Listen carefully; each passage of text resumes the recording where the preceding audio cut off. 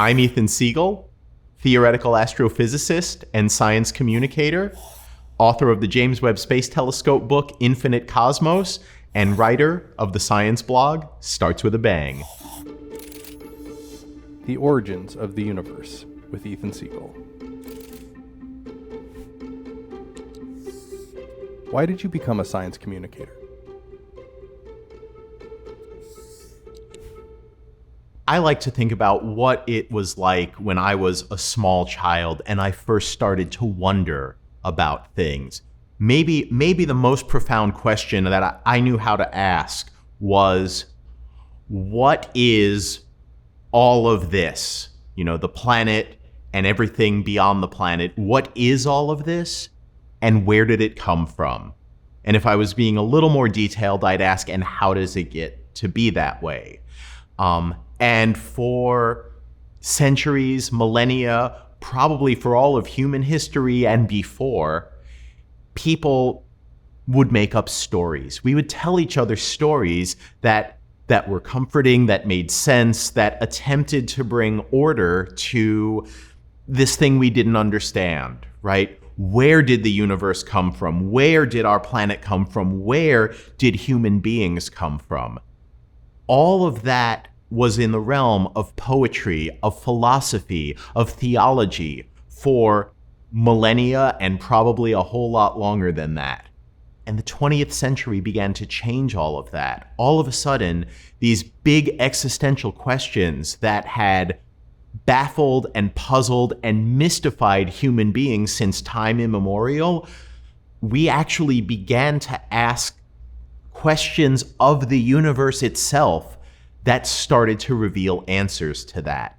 And that's why talking about and asking the question of where did the entire universe come from is no longer a question for poets and theologians and philosophers. This is a question for scientists, and we have some amazing scientific answers to this question that have totally, in many ways, defied even the wildest of our expectations. Pause for dramatic effect. It took years and decades of study, of hard work, of solving equations and learning how to ask the right questions and figure out the answers before I was able to learn those answers for myself. And now that I know them, I don't think it should be restricted to those few thousand people who go through all the steps that I went through. I think these answers should be available to anyone in the world who has a curiosity for them. So when I put forth the efforts to communicate what I've spent a lifetime learning to the general public, I feel like I'm not only doing a good service for anyone who wants to know these answers for myself, I'm also sating a need that a younger version of myself would have loved to have the answers at their fingertips to back when I was young. And hopefully there are some people out there who'll say, I still have these questions, I still have these curiosities, I still want to know the answers. And even though I didn't spend a lifetime working to become an expert in this particular realm of theoretical astrophysics, when I tell them the answers with no equations and no jargon, but still at that very high level of understanding, they'll be able to come along on the journey with me, just as I hoped when I was young that someone would take me along on the journey with them.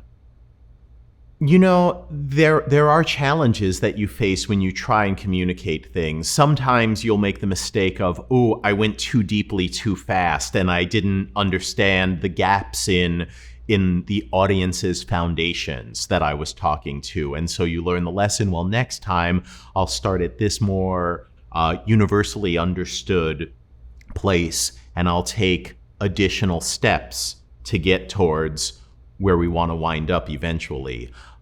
Other times, it's really been a challenge of how do I reach the audience that I'm attempting to reach? How do I break through this chamber of noise that people are surrounded by? We have a lot of I'll be generous and call it partially correct information that's out there. And how can I get people to pay attention to what's actually true and unlearn the misconceptions that they've picked up along the way? And I found that if you start at the right place where everyone is on board initially, and you take just one step at a time where people can follow you from where you were to where you're headed, if you keep them along with you for that ride, you can wind up pretty much anywhere you want to take them.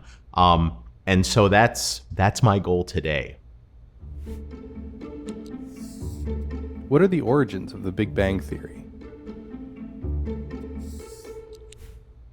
We have this idea of where our universe came from that most people have heard of, called the Big Bang.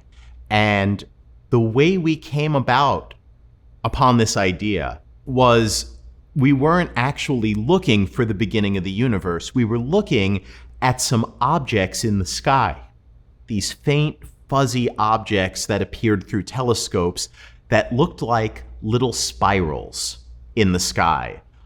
Some of them were fuzzier, some of them were seen at angles, some of them weren't spirals at all, but still had that same faint, fuzzy structure. And we were wondering, what are these things? Because back in, say, 1920, we didn't know what the Milky Way was or how big it was. There were some people, maybe even the majority of astronomers at the time, who thought that the Milky Way itself represented the entirety of the universe, and that anything we saw, including these spiral and elliptical nebulae, must have been located within the Milky Way. And there were other people who thought otherwise, who said, no, the Milky Way is its own, we would call it a galaxy today. Back then they didn't have that word. They called it an island universe. And they thought maybe these spirals and these ellipticals were also island universes. Maybe these faint, fuzzy blobs that we're seeing are their own island universes way outside of the Milky Way. And that's great. People argued over it. They argued over why. They said, oh, well, Vesto Slipher saw that these things are moving really fast relative to the Milky Way, and that's faster than all the stars. And since I know how gravity works, these things have to be completely outside of the Milky Way, or they would escape from the Milky Way's gravity. Other people said, no. These are just things like maybe protostars, where you have gas collapsing and an object at the center that's heating up, and it's going to be a star, and maybe it'll form planets around it like our own star did, but these are surely within the Milky Way itself. And we didn't know. For as long as we were identifying these objects, we didn't know. And then some critical observations came in. It started in 1923. This astronomer named Edwin Hubble, who's very famous for the Hubble constant, the Hubble Space Telescope bears his name. Edwin Hubble had access to what was then the largest, newest, and most powerful telescope in history. And he was looking at the largest of these spirals that we see in the night sky, which today we know as the Andromeda Galaxy.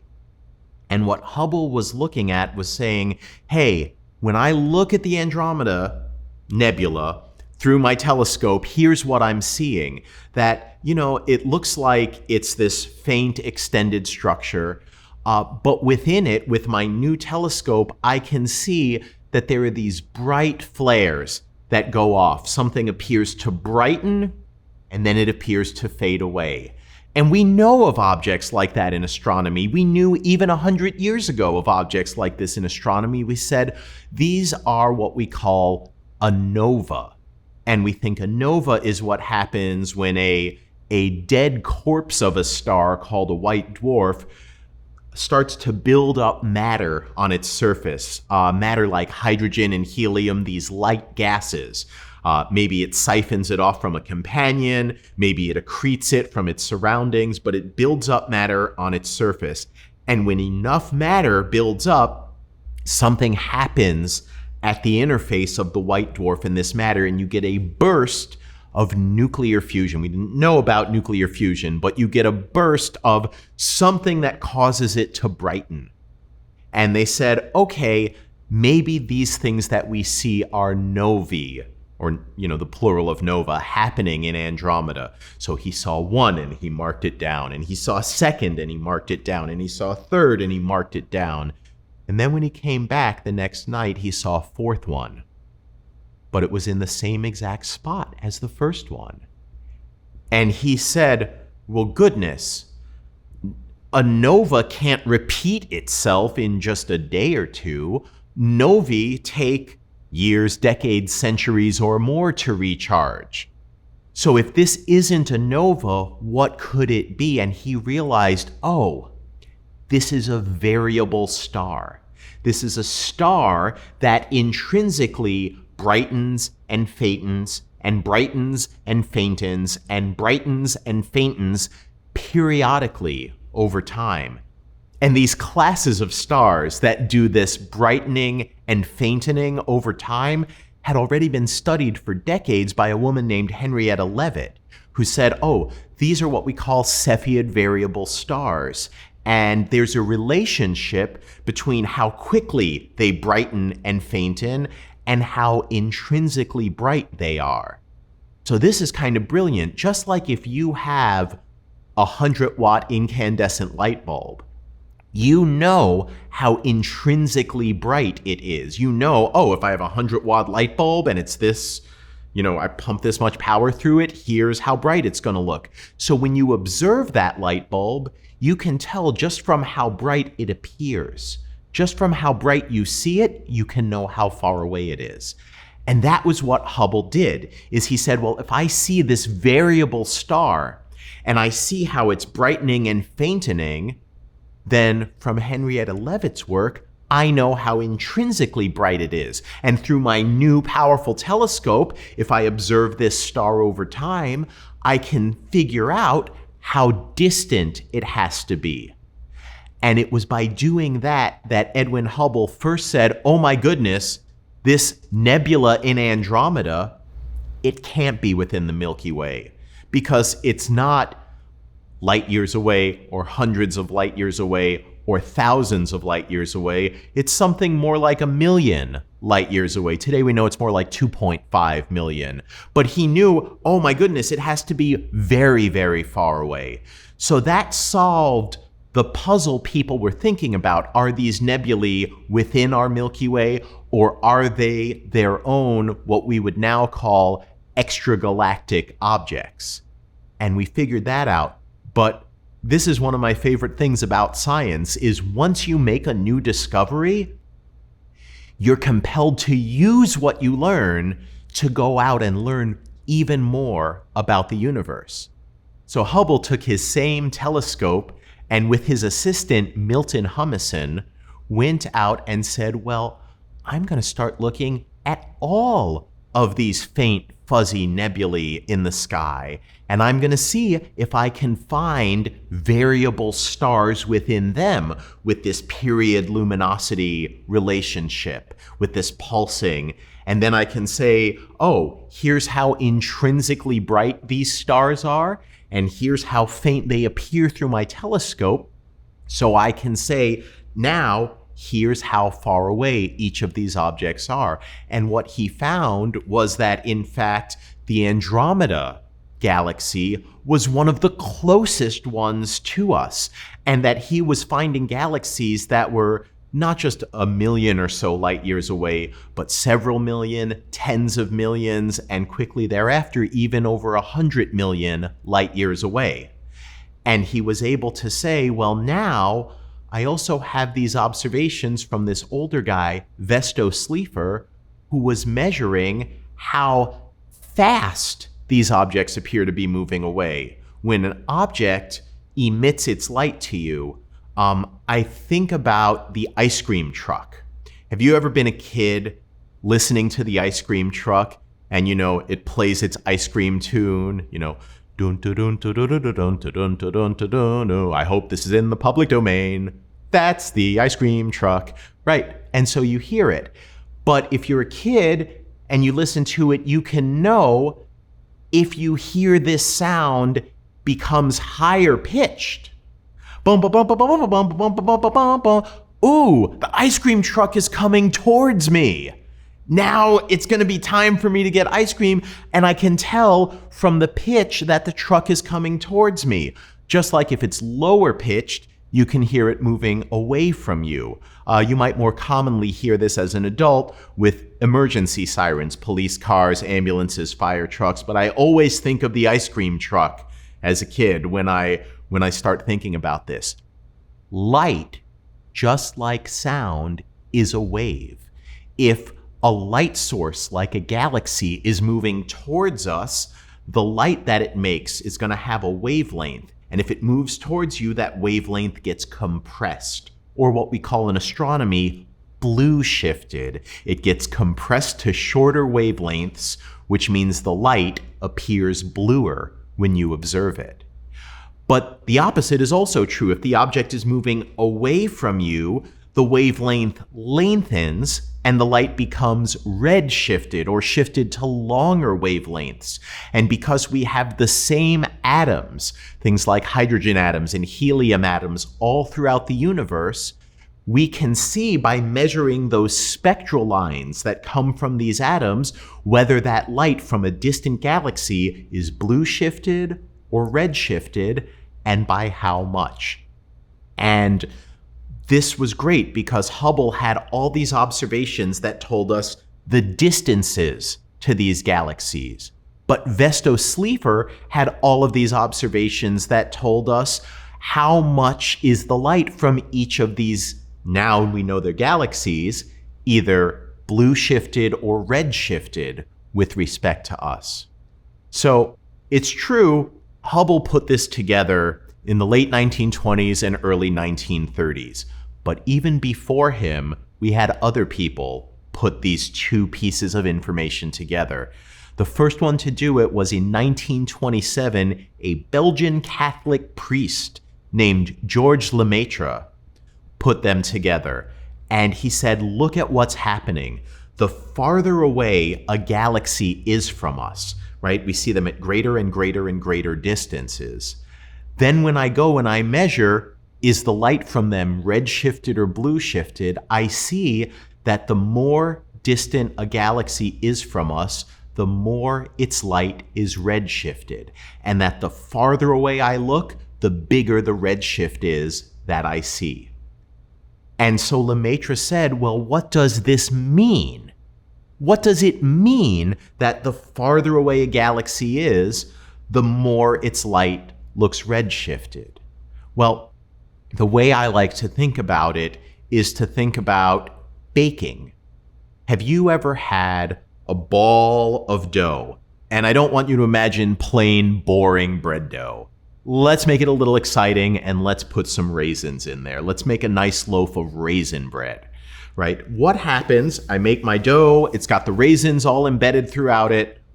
I'm going to put it down. I'm going to cover it with plastic wrap. And I'm going to let the dough do what it does, react with the yeast and the sugars, and start to leaven. As the dough starts to leaven, what happens to the raisins within the dough? The raisins, as the dough leavens, the raisins move along with the dough. They get carried by the dough, so that from the perspective of any raisin within the dough, it looks like the other raisins are moving away from it. And the farther away a raisin is from it, the faster it looks like it's being pushed away from the raisin that you are. And I say that you are because in this analogy of the expanding universe, the raisins are galaxies, and the dough is this fabric of space itself that comes up in Einstein's general theory of relativity. In general relativity, space and time are woven together into a fabric. But this fabric is not constant. This fabric can evolve with time. And it wasn't actually Einstein who figured out how the fabric evolves, it was a Soviet scientist from 1922 named Alexander Friedman. Friedman said, look, if you start with a universe that obeys the laws of general relativity, but you fill it uniformly with something like matter or radiation or any form of energy you imagine, that universe cannot be static and stable. Instead, what's going to happen is that universe is going to either expand or contract. It has to do one of those. Otherwise, it won't be stable. Now, it's sort of like if I tell you, hey, I've got a number and this number squared is 4. What is the number I'm thinking of, right? You might quickly jump in and say, I know, 2 squared is 4. So if you're saying this number squared is 4, that number has to be 2. Is it 2 though? Couldn't it also be -2? What's the universe doing? Is it expanding or is it contracting?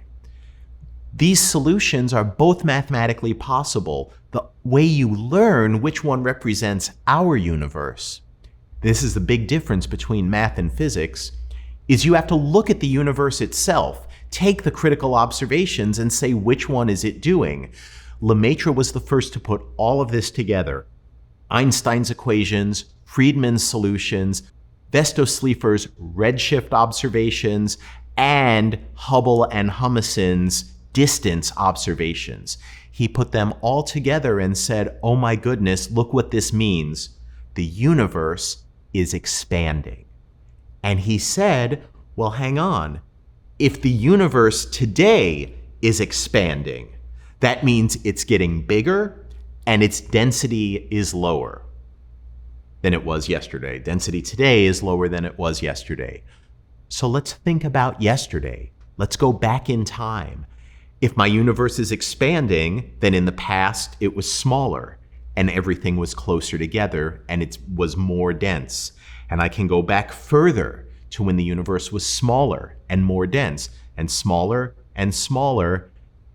And he said, and there's no limit. I can go as far back as I want, as far back as I can imagine, until all of space and time was compressed into a single tiny point. And he called this point the cosmic egg. And this was our very first conception of what we now call the Big Bang. That all of space and time and all of the matter and energy within the universe was once compressed into this tiny, indivisible point, something that today we might call a singularity.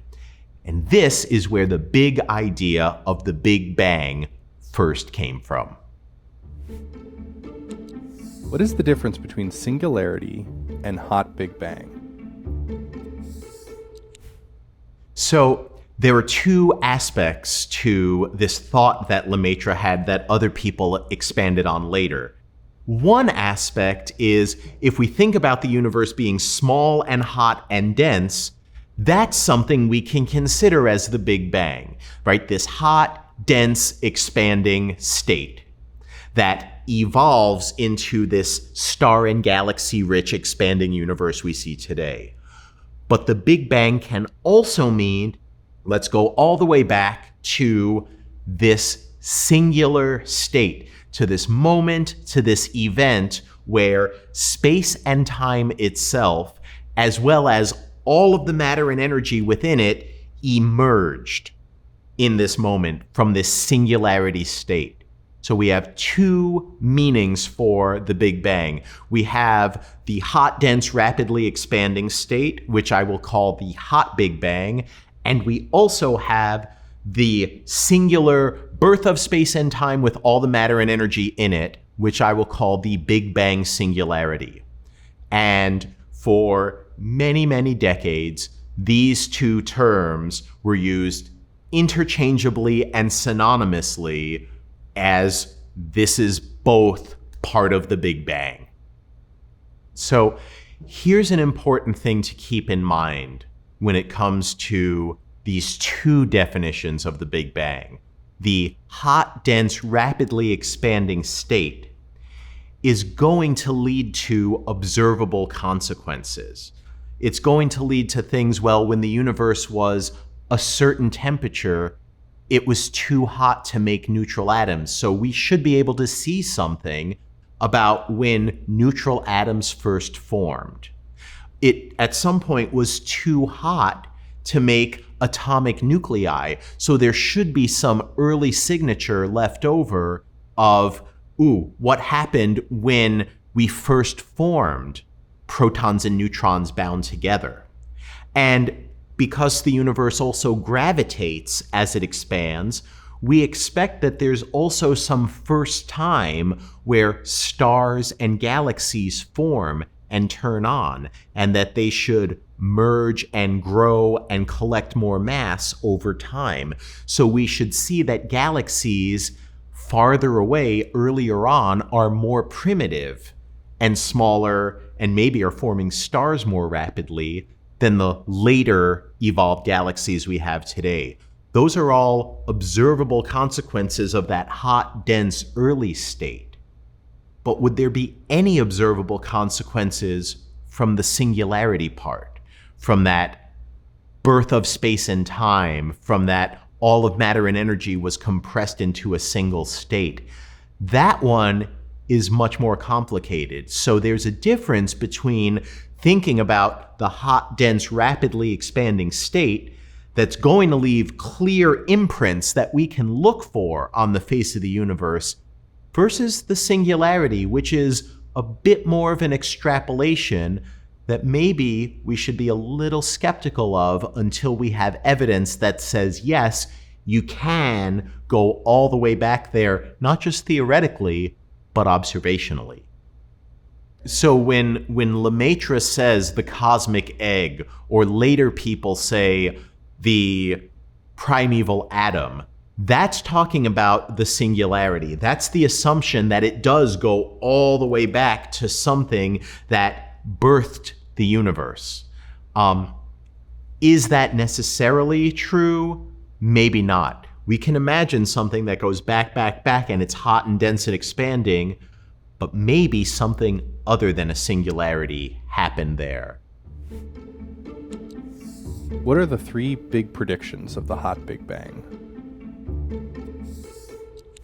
So we started today where our universe is full of these rich, evolved galaxies that are all expanding away from each other. If our universe was expanding the whole time from a hotter, denser, and more uniform state, because gravity over time is going to draw things in and make them clump and cluster together, then that means as we look back in time, we should see a few different things. We should see that earlier galaxies, as we look farther and farther away, we're looking back in time because coming back to an initial state, the universe had a beginning in space and time. So if we look back a certain distance away, we're looking back in time because it takes all those millions of light years for the light to travel intergalactic distances and reach our eyes. So millions of light years away means millions of years back in time. And billions of light years away means billions of years back in time. So we look farther and farther and farther away, we should see galaxies are smaller, less evolved, should have different populations of stars in them than galaxies today do. And we do see that. We see that the ways that galaxies cluster and evolve change over time. So that's +1 for the hot Big Bang. We also say go back farther and farther, and there should have been a time where the universe was small enough that it was so hot, the wavelength of light was so short that you couldn't form neutral atoms, that any time you had an electron and a proton bind together to make hydrogen, the most abundant element in the universe, a photon would come along with enough energy to kick that electron off. But at some point, the universe expands, the light's wavelength gets long enough that you can form neutral atoms. So there should be a leftover background of this light that finally couldn't ionize atoms anymore, and in all the billions of years that have passed since, that light is no longer ultraviolet or even visible or infrared. It has stretched so much to such long wavelengths that it should be microwave wavelength light by the time we get to today. And you can go back even further and say, well, it was so hot at some point and your wavelength of light was so short that you couldn't even make atomic nuclei. Everything would get blasted apart into just protons and neutrons. So at some point, you must have made the first elements in the universe. Maybe hydrogen is some of it, but not just hydrogen. Deuterium, helium-3, helium-4, lithium, maybe a little bit of beryllium, boron, carbon, nitrogen, oxygen. How high can you go before the expanding universe stops you from fusing elements? So these three big predictions, that galaxies should cluster and evolve over time, that we should have a leftover glow of radiation that shifted to very low temperatures into these microwave wavelengths, and we should see evidence for not just hydrogen, but an abundance of different elements that exist even in pristine regions that have never formed stars. These are all predictions of that hot Big Bang. They don't say anything about the singularity, if you were curious about that, but they do all give us ways to go out and test for whether the hot Big Bang happened. Let's go a little further. So you say, okay, what do we see? Well, the galaxy one is easy. Galaxies, as long as you can see far enough away, as long as you can probe to those billions of light years away, you're going to see that galaxies do evolve over time. They were smaller, less massive, the stars within them were bluer in color, and they had higher star formation rates. As you look back in time, we first started to reveal this in the 60s and 70s.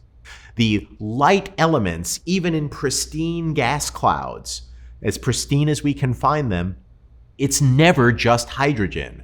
They have helium and these other abundances of elements like helium-3, deuterium, lithium. We see them everywhere we look. We know that some sort of nuclear reactions must have occurred even outside of stars, but we didn't really discover that until the 70s or 80s. The smoking gun evidence for where the hot Big Bang occurred came in the 1960s.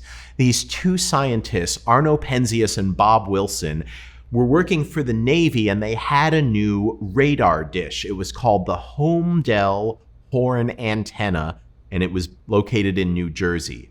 And they were calibrating it. And they said, what we're going to do is we're going to take this dish and we're going to look at the sky and we're going to try and see, like, okay, we're going to try and get it calibrated so that there's no noise. And it was weird. No matter where they pointed their telescope in the sky, they heard this noise. They would see, obviously, don't point it at the sun. You point it at the sun, you'll see signals of the sun. You point it at the plane of the Milky Way, and you'll get signals from the plane of the Milky Way. But everywhere else, you still got this noise, except if you pointed it down. If you pointed it at the ground, you didn't get the noise. Why are we getting this noise? Why are we getting this noise everywhere we look in the antenna? And they could not figure it out. There were nests of birds living into the antenna, so they got mops out and cleaned it out and removed the nests, and still the noise remained. It was a mystery for many months until someone put them in contact with the team from Princeton that was actually building a device known as a radiometer that they wanted to fly up to the highest layers of Earth's atmosphere to go and look for this predicted microwave wavelength leftover radiation from the hot Big Bang.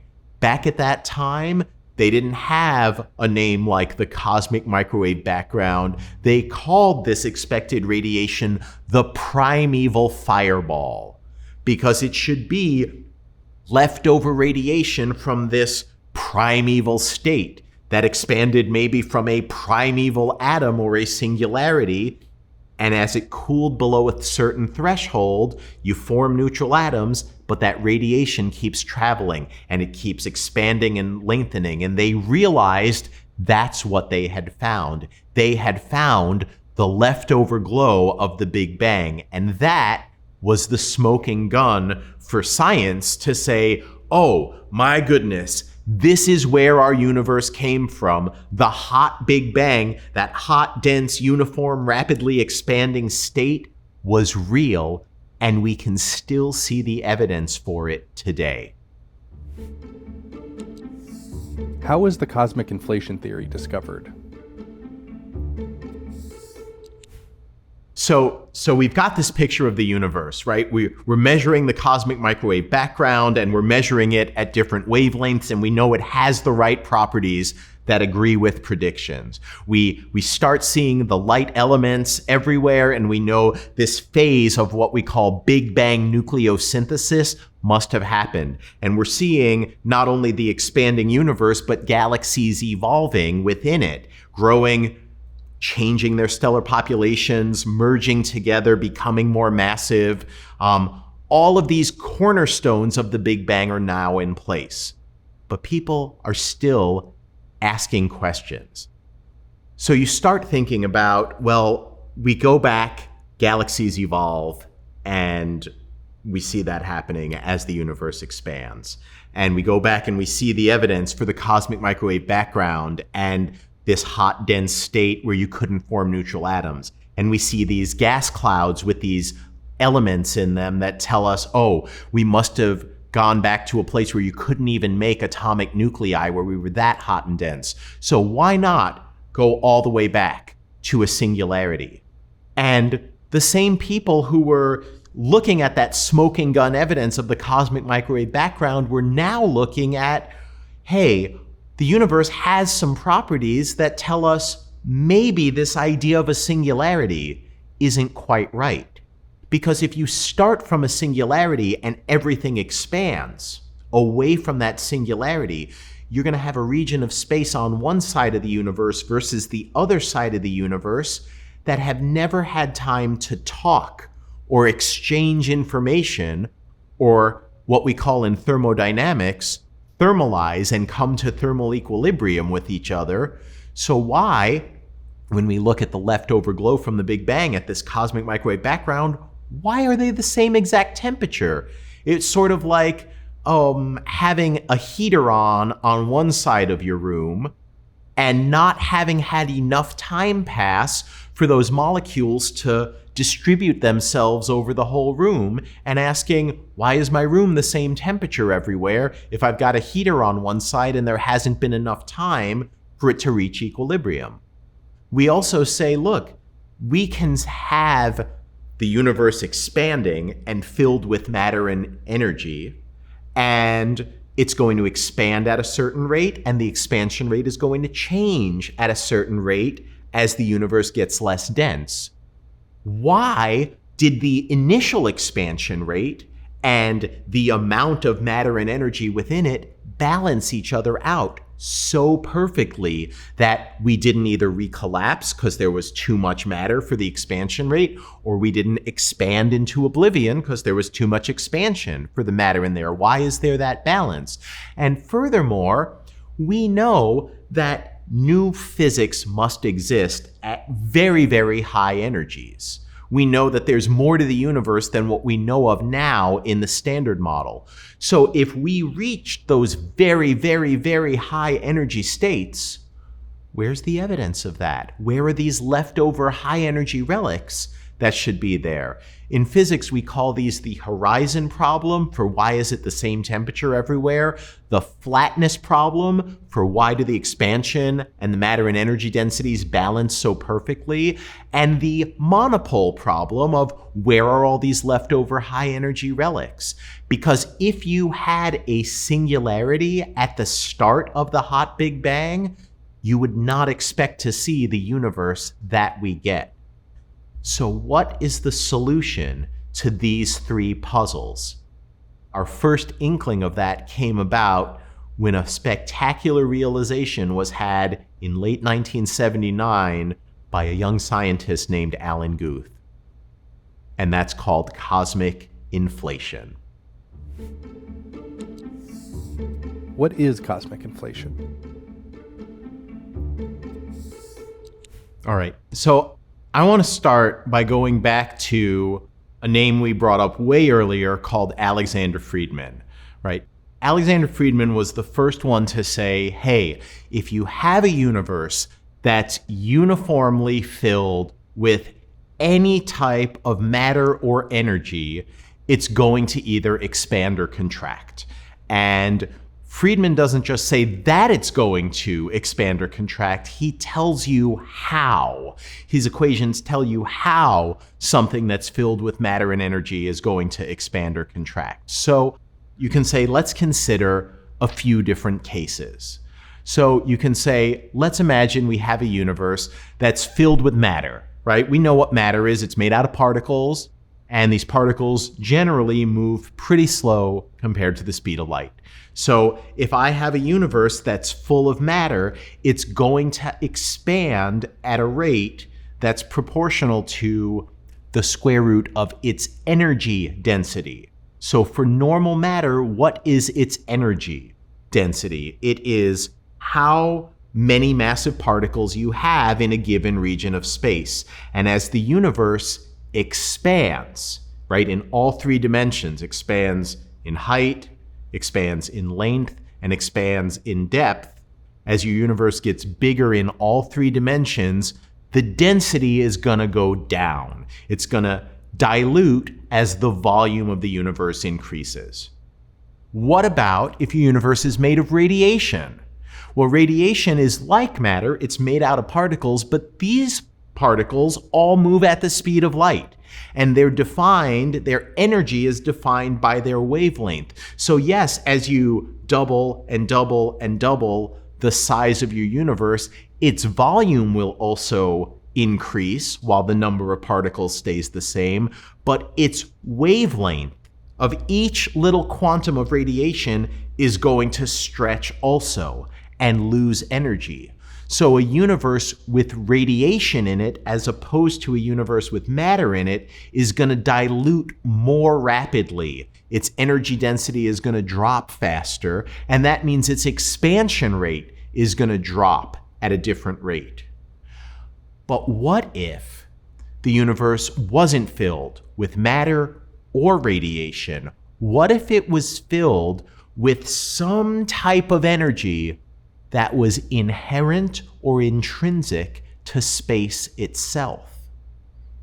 Sounds weird, but this is a possibility. Einstein didn't even know it, but he first put forth this possibility way back when he first put forth the general theory of relativity. This is what he called a cosmological constant. It behaves as though it's energy that's intrinsic to space itself. So if the universe expands and expands and expands in all three dimensions, the energy density stays constant, even though the volume is increasing, because the same amount of energy density is present everywhere. The energy density doesn't drop. And in this case, we get a universe that expands not just rapidly, like a matter or radiation-filled universe will do early on and then decrease. It's going to expand at this rapid rate, and then it's going to stay at this rapid rate and keep expanding at this rapid rate. And it's going to do it again and again and again and again. So you're going to double in size and double in size and double in size. And then you're going to double again in size and again in size and again in size when that same amount of time elapses. And it's going to double and double and double and double. And it's going to keep doubling relentlessly. So the idea of cosmic inflation was that instead of being filled with matter and radiation always, there was a phase that preceded our universe being filled with matter and radiation, where instead it was filled with a form of energy that was intrinsic to space itself. And while it was in that phase, space got stretched to be enormous in a minuscule, tiny amount of time. And Guth, back in 1981 is when his paper was published. He started thinking about it 79, paper was published early 1981. He realized all of those three big puzzles about the Big Bang. Why is it the same temperature in these different regions that haven't had a chance to talk to each other yet? Oh, because inflation said that these regions were together and were in contact with each other in the past, and then inflation expanded or inflated them away. So they were in contact at some point in the past, and that's how they can have the same properties. And why did the expansion rate and the matter and energy density balance each other so much? Why did this make the universe spatially flat? Why is this balance so perfect? And Guth said, oh, well, look, the universe didn't have to be flat. It could be any shape you want. But just like if you take a balloon and you blow up the balloon to be bigger and bigger and bigger, if all you can see is a tiny little square on that balloon, you won't know whether it's flat or not, because the part you can see is going to be indistinguishable from flat. So he said, oh, it's going to stretch the universe to appear flat regardless of how it actually started. And that flatness is going to balance the expansion rate with the matter and energy density.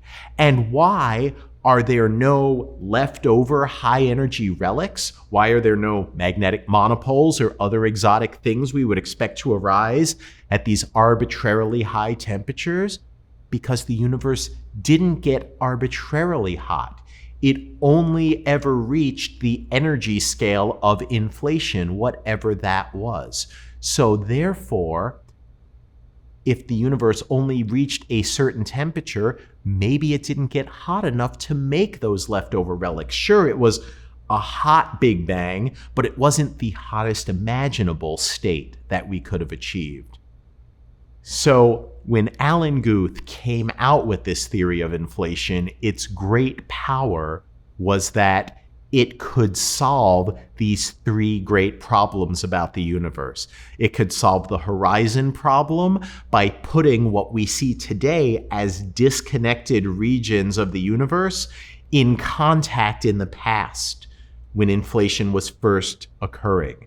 It took this question of why is there this balance between the expansion rate and the energy density of the universe, or why is the universe spatially flat, and answered it by saying it didn't matter how it began. When inflation happens, it fills the universe with this uniform energy density that determines the expansion rate, which stretches it to be spatially flat or indistinguishable from it.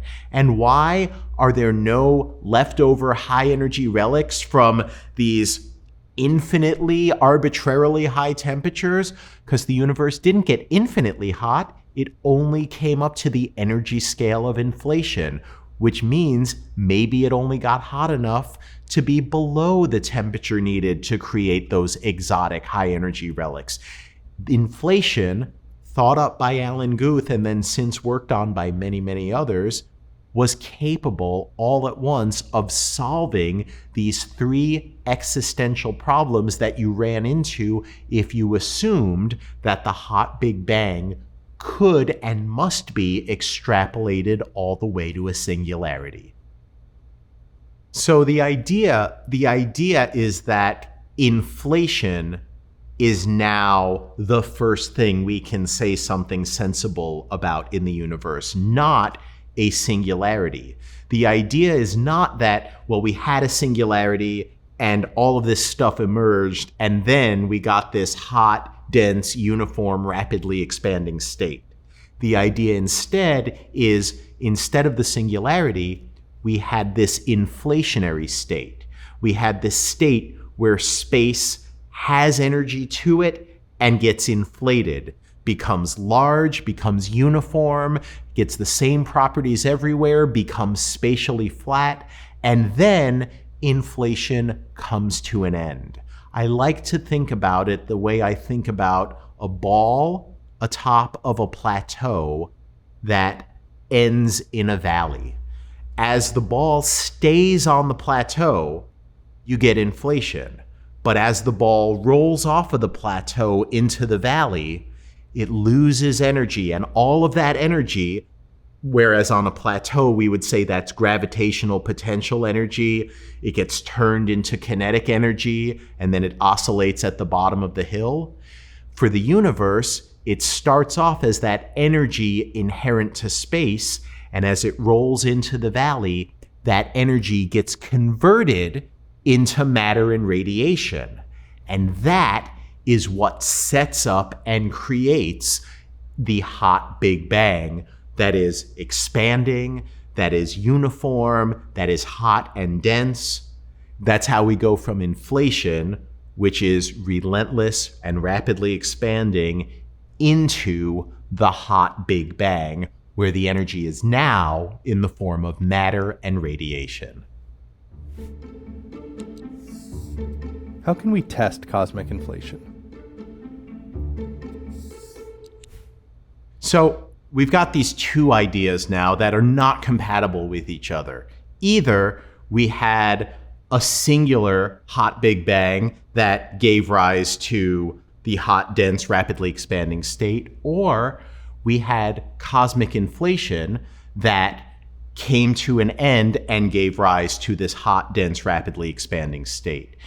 In science, we often think about like, oh, well, we had this theory and then this new one came along and we all switched over to that. But it's never that simple. There are always three things we have to look at together to say, can this new theory defeat the old theory? And the first one is, can it reproduce all of the old successes that the old theory did? And if you can get to that hot, dense, uniform, rapidly expanding state with inflation, then yes, you can do that just as well as the singular Big Bang can. The second thing is, well, we had these puzzles with the old theory that we couldn't solve, which were the horizon problem, the flatness problem, and the monopole problem. And inflation does a great job of solving all three of those. So 2 for 2. But then you've got the third critical test. That is, I have my new theory, I have my old theory. They both make predictions about something I haven't gone out and measured about the universe just yet. Can I make a prediction where the new theory and the old theory differ? And can I then go out and test those predictions to see which way is the universe? Does the universe support the new theory or the old theory? And that is the critical test for inflation. So how does inflation make predictions that differ from a Big Bang singularity? Well, we talked about one of them already, which is that if inflation only gives you a certain amount of energy inherent to space, and then it decays into matter and radiation, that's a different prediction right there. Because first off, this tells you for a non-inflationary universe, a universe that starts with a singularity, we're not going to have a maximum temperature or a maximum energy that it gets up to. It can go arbitrarily high. We can go infinitely high if we want. Anything that we make at some super high energy should be made in a universe without inflation. Whereas with inflation, no. We were at the top of a plateau and we rolled down, and there's a limit to how hot the universe can get. So if that's the case, there should be a difference that we see imprinted in all things of the cosmic microwave background in that leftover primeval fireball from the Big Bang. If we have a different energy scale that we reach, we should see that when we look at what we call the imperfections in the temperature of this cosmic microwave background. There's a second thing that comes about from inflation that is remarkable, and that is due to the fact that right now we've been thinking about inflation as being what we call a classical field. We've been picturing it like it's a ball on top of a hill, but it's more than that. We live in a quantum universe, and inflation should be a quantum field. And one thing that quantum fields do is fluctuate. They don't stay at a constant value. They have fluctuations inherent to them. So think about what happens if you have a little fluctuation in space and your universe is inflating. You make a little fluctuation. Think about it like a little wave. And I'm going to stretch it to larger and larger and larger scales. So this fluctuation gets stretched. And then the universe keeps inflating, so it gets bigger and bigger and bigger. And that fluctuation gets stretched more, while on tiny quantum scales, new fluctuations get created. So I should have, if my universe is inflating, a set of quantum fluctuations that exist all throughout the universe. And they should be there on all scales. Now, the beautiful thing about this is when inflation comes to an end, when the ball rolls down into the valley to convert things to matter and radiation, that means those smallest scales, they get stretched just a little bit less than the larger scales. They should have slightly smaller quantum fluctuations than the largest scales. So inflation gives us this specific prediction that when we look at the fluctuations imprinted on the universe, they should be almost perfectly uniform on all scales, except on smaller scales, the fluctuations should be slightly lower in magnitude than the larger scale ones. So we call this an almost perfectly scale invariant spectrum. And that's something we should be able to go out and look for. So one test is, do we see a maximum temperature imprinted in the cosmic microwave background? Second test is, do we see an almost perfectly scale invariant spectrum, but with smaller fluctuations on small scale slightly than on large scale? A third prediction that should be made is, inflation doesn't just stretch things to a maximum size that's the size of our observable universe. If we have inflation going on for a long enough duration of time, it shouldn't just be stretching quantum fluctuations to a maximum scale of the observable universe. It should be stretching them continuously to all scales, including scales that are larger than the universe we can see, what we would call super horizon fluctuations. Those should be imprinted in the leftover glow from the Big Bang as well, whereas in a universe without inflation, you don't get those. And finally, there's a very esoteric thing about the nature of these fluctuations. What should these fluctuations be in nature? Should they be adiabatic, which means they have constant entropy within those fluctuations?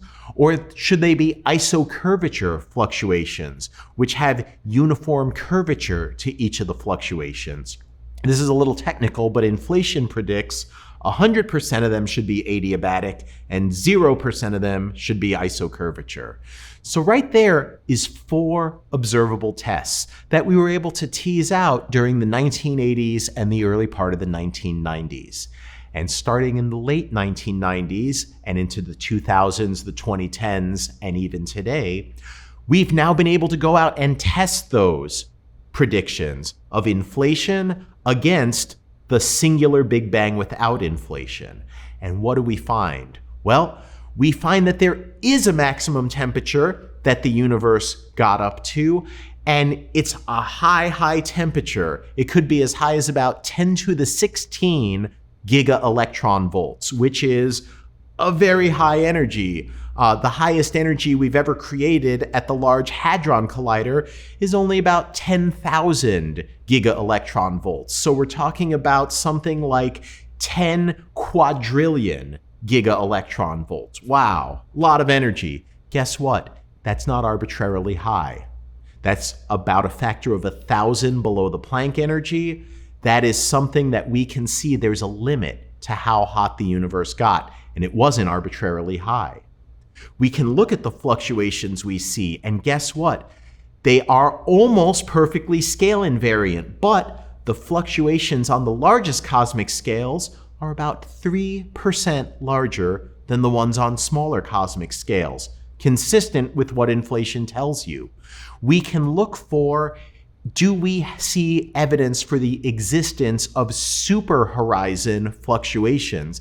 And the answer is yes. Starting with the WMAP satellite in the 2000s, it became able to measure a polarization signal in the leftover glow from the Big Bang. And that said, look, right here, if this is the scale of the cosmic horizon, on the smaller side, we have all these fluctuations, but on the larger side, we get a bump. We see a peak, and those fluctuations exist too. And we've also, using the most recent data from the Planck satellite, said, hey, we've been able to constrain adiabatic versus isocurvature fluctuations. At least 98.3% of those fluctuations are adiabatic or of constant entropy in nature, and at most 1.7%, consistent with 0%, are isocurvature or of constant spatial curvature in nature. So this sets us up to look at how did inflation do versus the hot Big Bang singularity with no inflation. And the answer is it's 4 for 4. Inflation's 4 for 4. Big Bang without inflation is 0 for 4. Inflation predicts we're going to have a maximum temperature that isn't arbitrarily high, and we see that, not an arbitrarily high temperature. Inflation predicts we're going to have an almost perfectly scale invariant spectrum of fluctuations that's just 3% larger on large cosmic scales than small cosmic scales, and we see that. Big Bang gives no such prediction. Inflation tells you we should see on scales smaller than the cosmic horizon plenty of fluctuations, but also super horizon fluctuations on scales larger than the cosmic horizon. And we see those. Hot Big Bang without inflation, we shouldn't see it. And inflation tells us that these fluctuations should be all adiabatic and not isocurvature in nature. And what we see is completely consistent with that. So inflation has done all three things that we need a theory to do. It's reproduced all the successes of the hot Big Bang. It's explained puzzles that the hot Big Bang without inflation can't explain. And it's made new predictions that differ from the hot Big Bang without inflation's predictions. And so far, it's passed 100% of those tests. You might ask, what's left? What's left for inflation to do? And the big thing we'd like to know is, I drew you a potential where I said, imagine a plateau and we fall into a hill and we oscillate in that valley at the bottom of the hill. We want to know, is that the right model for inflation? There are alternatives. What does the shape of that potential look like? Specifically, we aren't exactly sure. We have a general idea, but we don't know the specifics. There are two big frontiers that we're trying to push to gain answers to those questions today. One is to look at the spatial curvature. I know we already talked about the flatness problem and we said, oh, the universe is flat. But one of the places we get quantum fluctuations is in the curvature of space itself. They should be small. Inflation tells us that if we look to high enough precisions, somewhere between about 1 part in 10,000 and 1 part in 1 million, somewhere in that regime of precision, we should see departures from the universe being perfectly spatially flat. So far, we've only measured it down to about the 1% level, or the 1 part in 100 level. And it is spatially flat down to that. But if we can get a few orders of magnitude more precise, we'll be able to see what is the precision to which our universe is flat. Is it consistent with what inflation predicts, or does it not match? And finally, there's another type of fluctuation that should exist that isn't these density or temperature fluctuations that show up in the early universe. There should be gravitational wave fluctuations imprinted by inflation on the universe. And there is an effort to look for these with very small angular scale measurements of the cosmic microwave background that are being conducted at the South Pole. We would like to make these experiments more precise, because if we have even a weak signal left over from inflation, we want to be able to find it.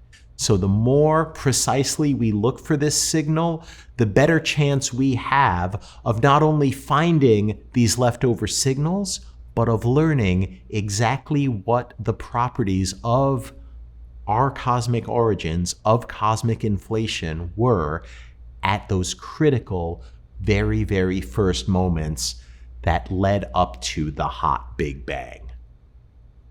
Since time immemorial, no creature came along on Earth that understood where we were in the universe, where we came from, and how we got to be here. All of this is new, like within many of our lifetimes new. We now know the universe began not from a Big Bang singularity, but from a state that was rapidly and relentlessly inflating, where space was empty, filled only with the energy that was inherent to space itself. That inflationary phase stretched the universe flat, created quantum fluctuations that got stretched across the universe, and then that inflationary state came to an end. It gave rise to a hot, dense, almost perfectly uniform, but with these slight imperfections that are different on large versus small cosmic scales, that gave rise to the structure that came about in all the time since: stars, galaxies, planets, and human beings. Here we are today, 13.8 billion years later, and we know our cosmic origins up until that moment. But big questions about the specifics of what inflation was and how and whether inflation began, as well as what came before it, are still mysteries waiting to be solved. When I look at how far we've come, I am so proud of the human enterprise of civilization for reaching this moment where we can talk about our cosmic origins with some confidence. But as far as the question of our ultimate origin, where did inflation come from? Was it eternal to the past? Was it preceded or set up by some additional state? And did that state have a singular beginning or not? These are questions I don't know how to answer today, but as long as humans are capable of wondering about them, I hope that these are questions we continue to invest in and investigate with all of our might. Is there a multiverse? Welcome to the multiverse, or should I say, our one universe within a multiverse of possibilities. We know that as we approach life, as we move through life, we have many different decisions that we make, not just us, but all things around us, including inanimate things that have quantum outcomes that could have gone many different ways, but only wind up ever occurring in one specific way. Although there's a multiverse of possibilities, we think we're the only one universe out there. But is that actually true? Let's explore. Our idea of the multiverse generally comes about from the notion of quantum mechanics. We think every time we enter into a situation or a setup, there are a whole slew, maybe even an infinity of possibilities that could arise for our outcome. But whenever we make a key measurement or observation, we only ever get one specific outcome. Electrons in a hydrogen atom could be almost anywhere in space, even inside the atomic nucleus itself. But when we make that measurement and we ask the electron with a high energy photon, where are you? We only ever get one specific answer at that moment in time. We then say, well, hey, this is fine. This is a property of quantum mechanics. We have, instead of we're going to get a definitive outcome that we can predict, we only know instead there's a probability distribution of outcomes where we have a whole set of outcomes. Quantum mechanics can tell you how probable each outcome is, but only one thing will ever actually ensue. You have to make that measurement or live through it in order to know which one it is. The multiverse appears in science fiction, in media, in film, in many different ways, often with people experiencing life in one way, then being transported to a different reality where a different set of outcomes occurred. They can pass through from one universe to another. They can travel back in time and alter things in their own universe. From Back to the Future to Primer to Groundhog Day to Everything Everywhere All at Once, the multiverse is a staple of something that occurs in our imaginations. Do not sue us, Marvel Cinematic Universe. And what does this mean in physics terms? Well, for a long time, ideas about the multiverse were really just philosophical. You say, well, there are many ways to interpret the wave function in quantum mechanics, and in what's called the many worlds interpretation of quantum mechanics, you can imagine that all of these universes simultaneously exist, and that whenever an outcome gets made, it sort of tells us, oh, well, we live in this branch of the multiverse rather than any of the other branches.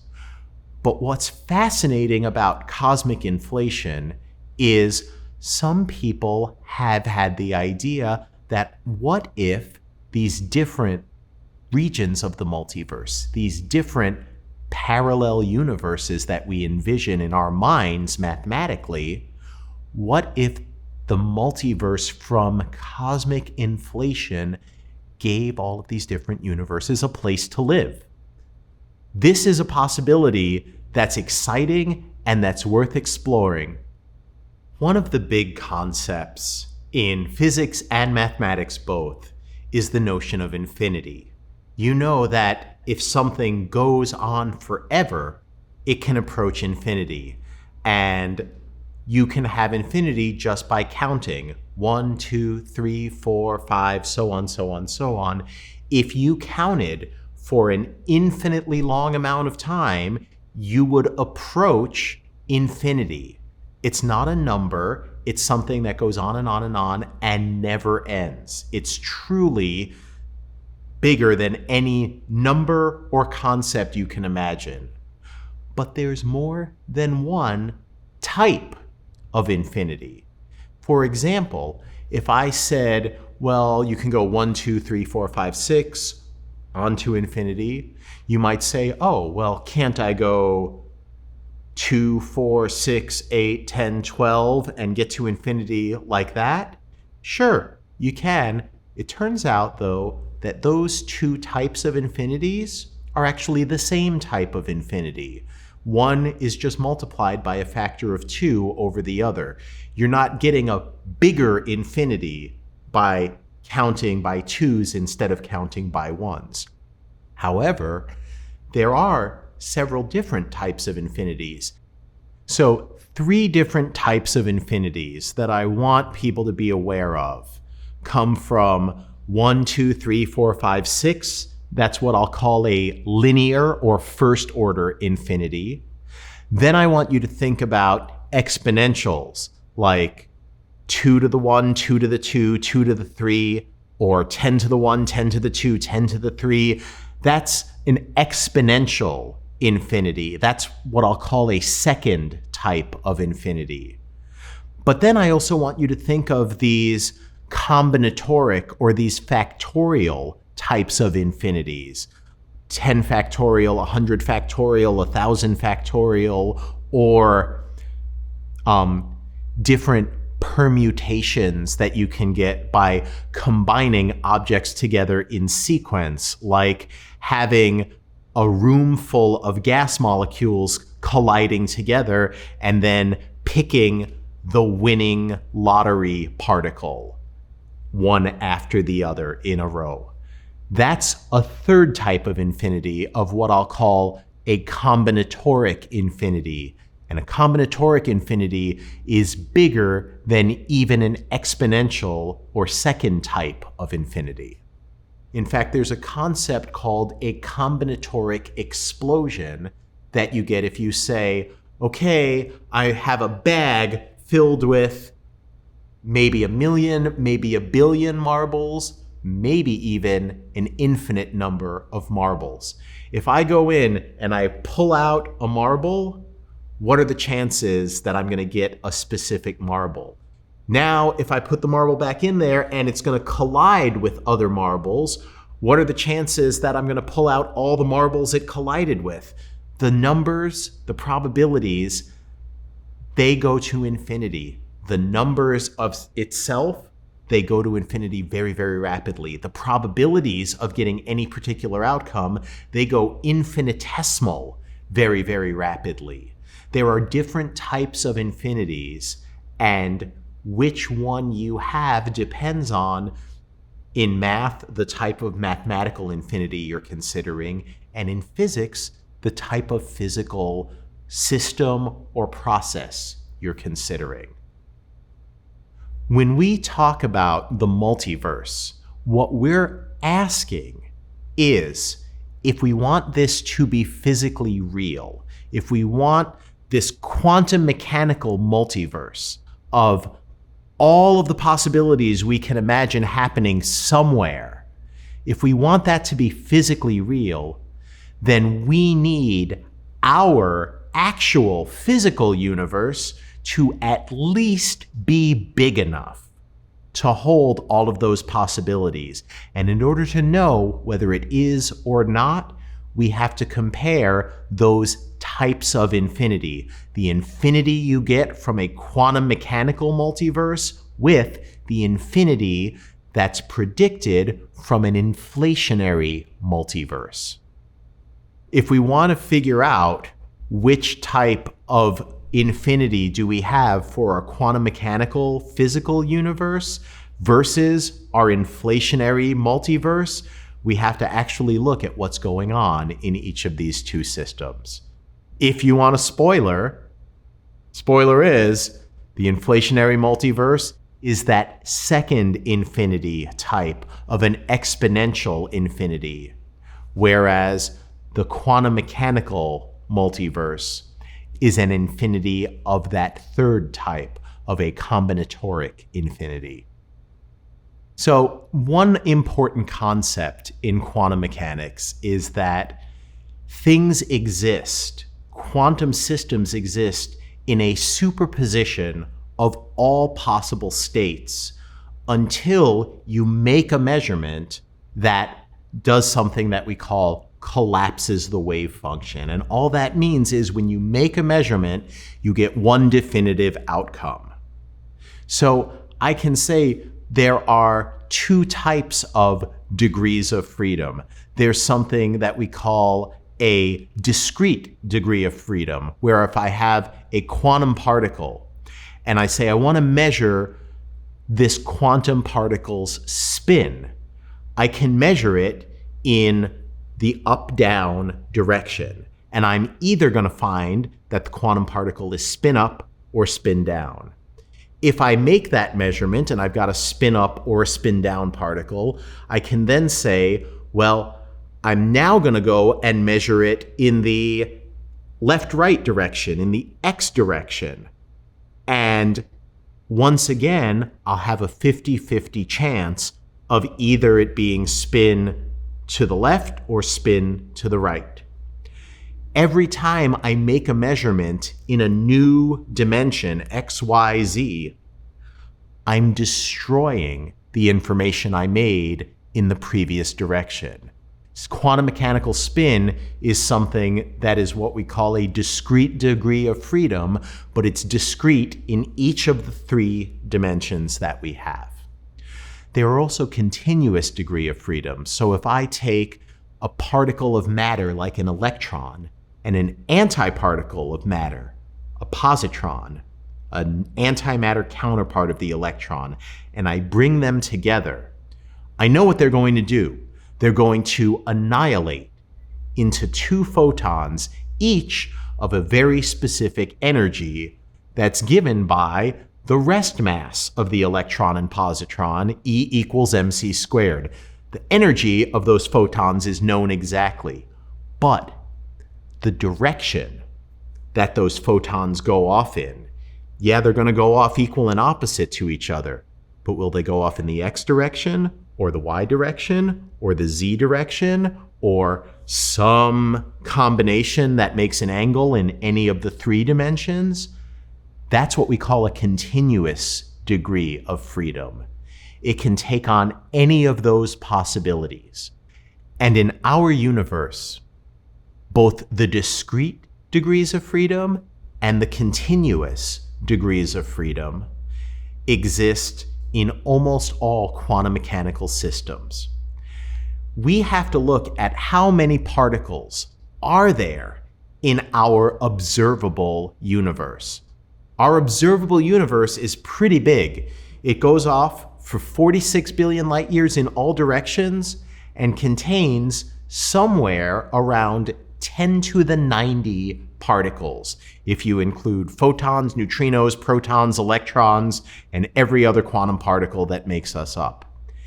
We have had 13.8 billion years since the start of the hot Big Bang for all of these particles to interact with one another, to have a huge variety of potential quantum outcomes. We normally think about the multiverse as something that arises when we make a conscious decision. But in reality, this effect of quantum splitting or having a huge set of possibilities arise for an outcome of a physical system, it happens irrespective of us as well. It doesn't need human intervention. Things that happen in interstellar space, things that happen in the interior of the sun, things that happen when sunlight strikes the surface of the earth, these all lead to a multiverse of possibilities. This is the largest type of infinity possible. When you ask about all of the different possibilities that exist for quantum mechanical outcomes in our universe, you truly get this combinatoric explosion. You get this largest type of infinity of all. So now we have to think about how much actual universe is there, and is it big enough to hold all of these quantum mechanical possibilities? If it is, then the multiverse, as we conceive of it in fiction, could be physically real, even if it's not here in our universe. But if the multiverse from inflation is not big enough to hold all of these possibilities, then this multiverse doesn't exist anywhere but in our minds and in, I guess, what we would call a mathematical rather than a physical space. So let's think about it. I like to think about inflation as you have a plateau. The plateau has an edge. If you roll off the plateau, you roll down into a valley below, and inflation comes to an end. As long as you are on top of the hill, on top of the plateau, inflation is going to continue. But once it falls off the hill and rolls into the valley, inflation comes to an end. Now, we can think about this as a single ball on top of a hill, and maybe it starts off rolling, or maybe something gives it a nudge, and eventually it'll reach the end and roll off, and it'll only happen for a finite amount of time. However, inflation, like all real physical theories, has to also be quantum mechanical in nature. We live in a quantum mechanical universe, and we have no choice but to assume that inflation itself is quantum mechanical. So what happens if I have a quantum mechanical ball on top of a plateau instead of a regular ball? Well, one property of quantum mechanical systems is that their position is inherently uncertain, and that position will spread out like a quantum mechanical wave function over time. So if my ball were rolling very quickly towards one end of the plateau, the quantum spreading that happens would be slow compared to the rolling, and I would only inflate for a certain amount of time, and then I'd roll into the valley below. But if my ball started off rolling slowly, then as it quantum mechanically spread out, there would be a chance that the ball would go closer to the hill. There would be a chance that the ball would just keep rolling slowly as it did in the absence of quantum mechanical spreading. But there's also a chance that the ball would actually go back up towards the center of the plateau, that it would actually move away from the valley on either side. And it turns out when you work out the mathematics of inflation, the slowly rolling ball is the only option. You cannot have a fast rolling ball, or you do not get enough inflation to reproduce the universe that we see. If the ball rolls slowly, then that means all these different parts of the wave function spread out, and sure, there will be some parts of the wave function that reach the end of the plateau, that roll down into the valley below, and that have in that once inflating region of space, inflation comes to an end. And when it does, as the ball rolls down into the valley and oscillates, the energy that was inherent to space itself gets converted into matter and radiation, and we get a hot Big Bang. That's great. This happened to us at least once here 13.8 billion years ago. That's what triggered the end of inflation for us and the start of our hot Big Bang. We have every reason to believe that our observable universe, 46.1 billion light years in radius from where we are, is only a fraction of however large our true unobservable universe is. What about the rest of it? What about the rest of the universe? The universe beyond our observable universe, the universe beyond our bubble of inflation that came to an end? Well, parts of it roll back towards the central part, where they continue to roll slowly to quantum mechanically spread out, and where parts of it will roll off the plateau, bring it into inflation, and start a new hot Big Bang, while other parts continue to inflate for longer and longer and longer. This sets up a fascinating picture of how we think our inflationary multiverse looks, where we have these large bubbles where inflation ends and hot big bangs begin, and you start to get matter and radiation filled universes that have their own quantum mechanical experiences with their own sets of outcomes and a huge variety of possible outcomes. They are separated by more inflating space that drives them all mutually apart from one another. And even though we are constantly getting new regions where inflation ends and the hot Big Bang begins, these two regions where you have a hot Big Bang here and a hot Big Bang there, they never overlap. They never intersect. They never collide with each other because there's always more inflating space between them that's constantly pushing them apart. How fast do these new universes get created? How many new universes get created? This is something that proceeds at an exponential rate. That's the second type of infinity.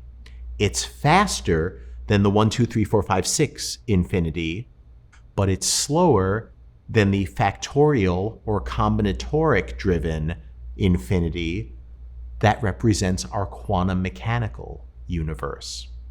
So when we say, hey, we've been around for 13.8 billion years with an observable universe full of 10 to the 90 particles that have all been interacting ever since, how many possible outcomes do we have? You can calculate that and you'll get a huge, not infinite, but huge number. It's not infinite because it hasn't been around for an infinite amount of time. We have had all of these particles interacting for all of this time, and it's a large number that's growing. It's tending towards infinity, but it hasn't reached it yet. Same thing, we think, with the inflationary multiverse.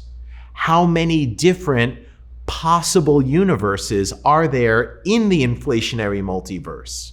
Well, again, it's a number that's growing. It's growing towards infinity, but it's a smaller infinity. It's going towards infinity more slowly than this larger type of infinity. An exponential infinity is smaller than a combinatoric type of infinity. Does this mean that the multiverse is truly fiction and the inflationary multiverse cannot hold all of the possibilities for our quantum mechanical multiverse that we envision in science fiction and perhaps our imaginations? That's true if inflation hasn't been going on for an infinite amount of time to the past. This picture we drew of a ball atop a plateau that spreads out over time, and where the ball reaches the end of the plateau, inflation ends. But where the ball stays atop the plateau, inflation continues. This will give you a large number of universes that will go to infinity, but it won't go to infinity fast enough to hold all of the quantum mechanical possibilities. The only way that we can say the multiverse is physically real and all these possibilities do exist somewhere, you need one of two things to be true. Either not only will inflation continue in places between different Big Bangs for all of eternity to the future, but inflation must have been going on for an infinite duration to the past. If that is true, if our universe has been undergoing inflation for an infinity of time, then perhaps there really are enough pockets of universe to hold this multiverse of possibilities. The other way that we could still have this be true is if the universe that is inflating was born infinite. that it was born infinite in spatial extent. If that's the case, then it was already infinite when it was born, and there were already enough possible volumes that it could occupy that no matter how many different quantum mechanical outcomes we arrive at, we will have enough physical universe to hold it. We don't know whether either of those things is true or not. All that we have access to in our universe, in our observable universe to look for, is the part of the universe we can observe. And that only corresponds to that final tiny fraction of a second before inflation came to an end and resulted in our hot Big Bang. We don't know the answer to whether there is truly an infinity of worlds out there, but that's what it would take. The universe would have to be truly infinite, either in space or in time, in order for the science fiction quantum mechanical multiverse to be physically real. If our universe is not infinite in size, and it has not been inflating for a true eternity, then this quantum mechanical multiverse might be a compelling story, but it's one that falls into the realm of science fiction, not science fact. For as long as humans have been alive on Earth, we've always had regrets, either about things that we did, where we got a bad outcome and we wished afterwards we hadn't done it, or regrets for the things we didn't do and the chances we didn't take and the times we chickened out and we had an opportunity and we didn't seize it. How many of us have wondered what if about some aspect of our life? What if I had been brave and gone for the low likelihood but high risk, high reward opportunity? What if I had attempted to kiss the one who got away at the end of the night instead of letting them get away? What if I had been bold and took a chance on myself instead of taking the safe route that led me to a known but low reward outcome? Most of us will never know what that's like. The multiverse is fascinating because it gives us that extra hope that perhaps somewhere out there is the version of me who took the chance, who took the risk, who went for it, who got the reward. But unless our universe is bigger or older than we have any way of ever finding out about, it's not something that's physically real. Unless the universe is truly infinite, either in time to the past, or truly infinite in spatial extent, there simply isn't enough universe to hold all of those quantum mechanical possibilities in a physical way. That doesn't mean the many worlds interpretation of quantum mechanics is invalid, but it means that there is no physical universe out there where you lived your life without the regret you carry with you today. What this means is that in all of the multiverse, as vast as it is, there's only you. There's only this one version of you with the one life you've led up to this point, with the one opportunity to live your life to the fullest with the rest of it that remains. And I encourage you to do exactly that. How will the universe end? In our universe, we have two impetuses that work against one another. We have cosmic expansion, right? Our universe, we say, began with the hot Big Bang and it was expanding. We also have the force of gravity, which works to pull everything back together. For a long time, we thought these would be the two main players in a great cosmic race. Expansion versus gravitation. Who would win? And that, we thought, would determine the fate of the universe. Fast forward to today, and the story is deeper and richer than that, and perhaps we're not so sure of the fate of our universe after all.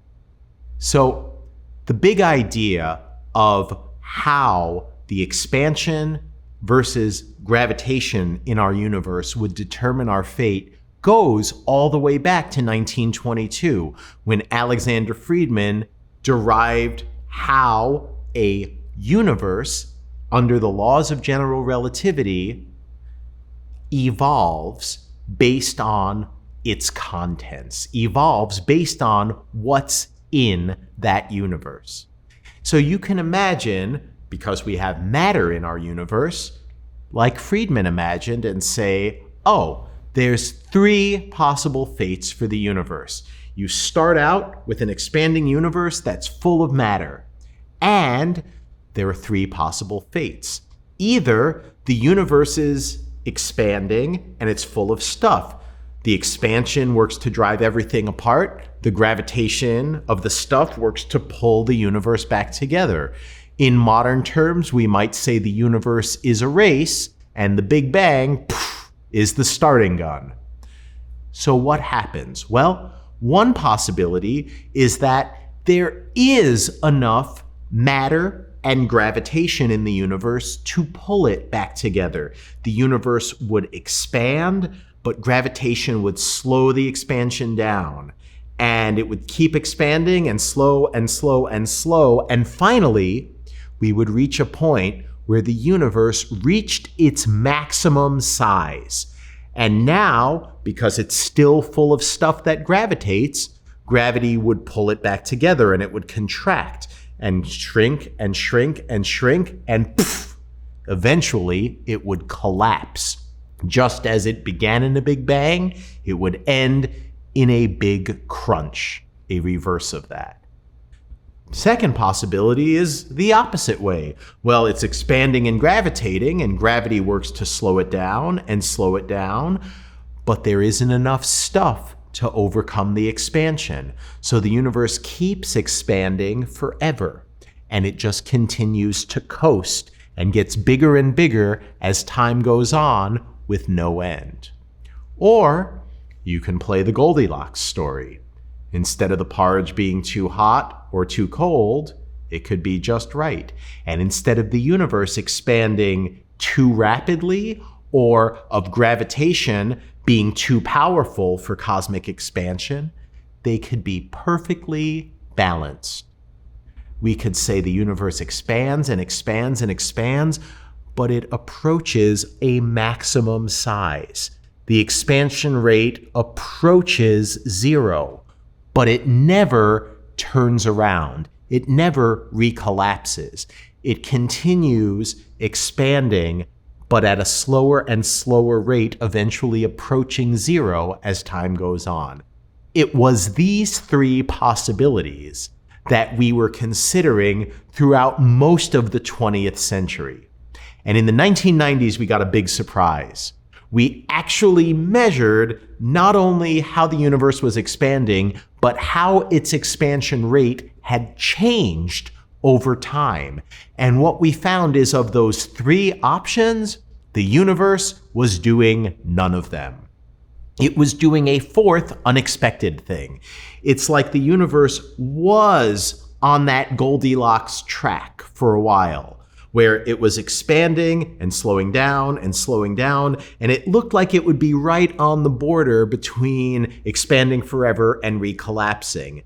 And then all of a sudden, about 6 billion years ago, the expansion rate stopped getting smaller. It went larger and larger and larger. A distant galaxy, as seen from our perspective, would recede from us, and its speed would slow and slow and slow. And then 6 billion years ago, its speed receding from us stopped slowing down, and it started to move away faster and faster and faster and faster. Today, in our universe, when we look out at the galaxies that we can see up to 46 billion light years away. And every galaxy that's more than about 16 or 18 billion light years away is already receding from our view faster than the speed of light. If we sent a signal to it today, right now, even at the speed of light, it would never reach it. The universe is expanding faster than a light signal can reach it. 94% of what we can observe in the universe is already incommunicable and unreachable to us, even at the speed of light. So what does this mean for the fate of the universe, right? We would think, oh, well, if it's expanding faster and faster, then things are going to continue to recede, and we'll just be left with a cold, empty universe where the things inside our local group, which is gravitationally bound together, things like Andromeda, the Magellanic Clouds, maybe 100 or more other little galaxies, all within a few million light years of each other, will stay bound together, and all the other galaxies and galaxy groups and clusters of galaxies will recede and accelerate away faster and faster, and they'll disappear. That's what we think the fate of the universe is going to be. But do we have it right? Maybe not. When we first thought about the possible fates of the universe, we assumed that our universe was only made out of matter and radiation. Will it expand forever? Will it recollapse? Or will it be on that Goldilocks case?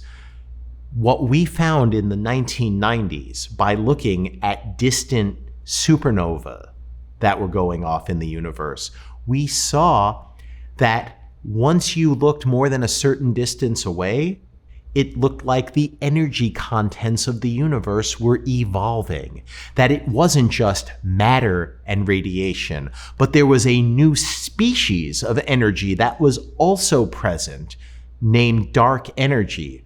This dark energy was behaving like it was a form of energy that wasn't matter or radiation, but rather was a form of energy inherent to space itself. As the universe expanded, dark energy looked like it was maintaining a constant or unchanging energy density.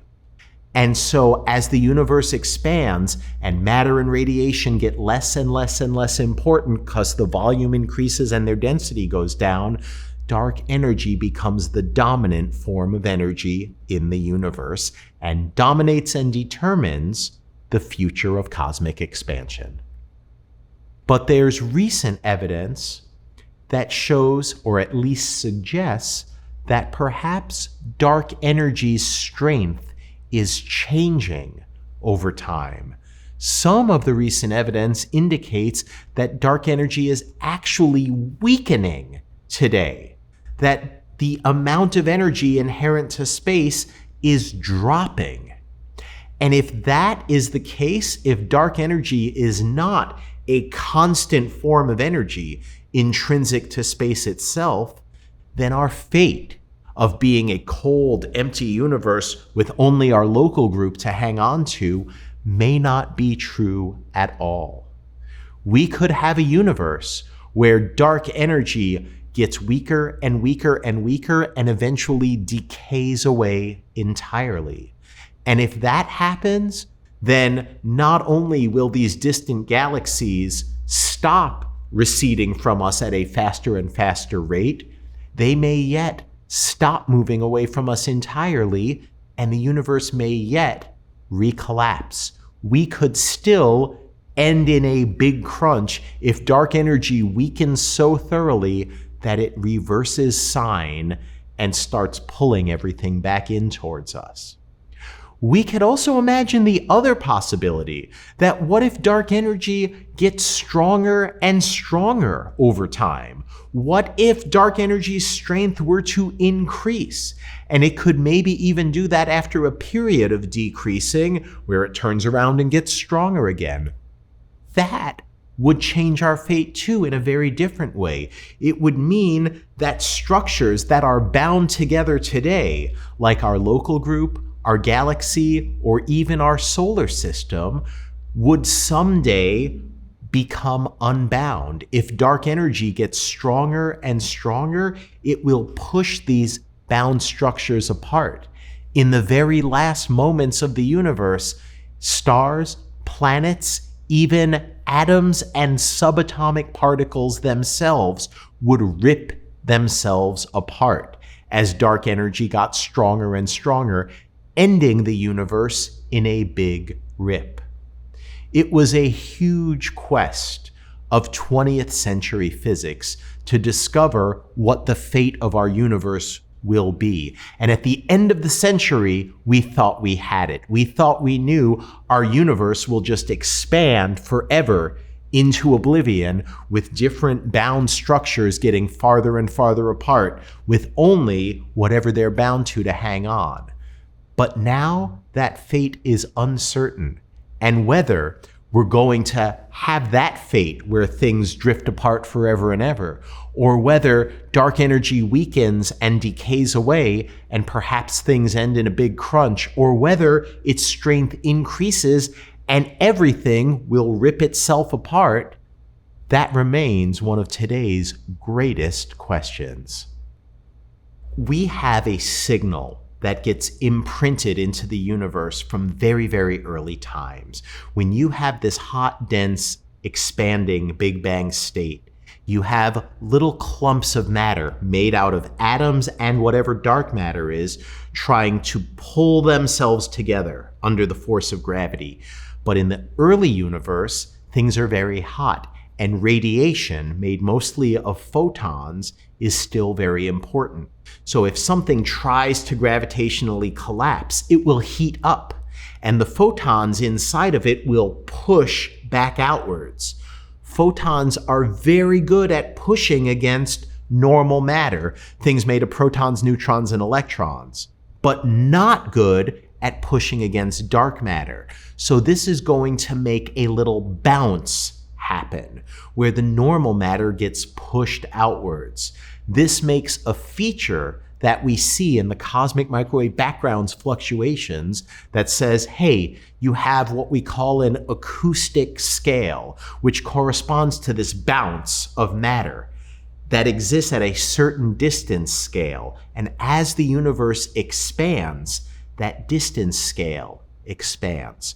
So when we measure the universe today, we should say, well, if I have a galaxy here, then I should be more likely to find a galaxy 500 million light years away than either 400 million or 600 million light years away. But as I look back in the universe's past at galaxies that I see farther and farther and farther away, the universe was smaller because it had expanded less, and that acoustic scale was smaller. So by measuring large surveys of galaxies, large, huge numbers of galaxies over large volumes of space, we can see how has this acoustic scale evolved? And what does that tell us about how the universe has expanded? And in turn, what does it tell us about dark energy? If dark energy were a constant, we would expect to see one specific smooth scale change. And what we're seeing instead is that at the very end, at very recent times, it looks like that scale isn't growing as fast as dark energy predicted, which would mean perhaps dark energy is weakening or changing in how it affects our universe. That is something that could change our fate from the expected everything gets driven apart to perhaps a different outcome. What was it like when the first stars began to shine? Here's something we haven't talked about yet that I think is one of the most fascinating aspects of our universe's history. One of the great questions we have about our universe is, what were the first stars like and when did they form? If we came from a hot, dense, rapidly expanding state, we had an era in the universe's past where there was not enough time for matter to gravitate together into large enough clumps to form stars. How long did it take before the first ones formed? The stars that we see today are not made out of pristine material. They are not made of that same material that was left over from the Big Bang. Every star that we see today was made out of material that has already lived and died inside of previous generations of stars. In theory, we expect these first stars that were made to be much more massive than the stars that exist today and much, much shorter lived. Whereas the largest, heaviest star we've ever found today is about 260 times the mass of our sun, we expect these early stars will be up to thousands of times as massive as our sun. The reason is very simple. We didn't have those heavy elements. They weren't made early on in the Big Bang. The Big Bang gave us a universe that was made of 99.999999% hydrogen and helium with only a tiny amount of heavy elements. Without those heavy elements, these big gas clouds can't cool efficiently. So in order to make stars, you need hugely massive clouds. Once you form those stars, they burn through their fuel really quickly and they die. Even with the James Webb Space Telescope, we've only ever seen stars that look like other stars have lived and died before them. This quest for the very first stars in the universe is one that's still ongoing. We may have to look farther than we've ever seen, maybe to only 50 to 100 million years after the Big Bang, if we want to truly find them. But we know there was a time in the universe where there were no stars, and then there's a later time where there are plenty of stars. When did those first stars form, and what did they look like? This is one of the biggest open questions and one of the biggest quests in astronomy that we're striving to finish today. What was it like when life first became possible? Here on Earth, we take for granted that the ingredients needed for life are everywhere. But this was not always the case in the universe. In order to have life, a few ingredients are really absolutely necessary, at least for life as we know it. You need a star that's going to provide a source of energy for life. You need a rocky planet and an interface between a surface of a world with an atmosphere and space. We think you need liquid water made out of hydrogen and oxygen on the surface of that planet with a thick enough atmosphere and the right temperatures to keep it that way. The universe, when it was first born, did not have those raw ingredients.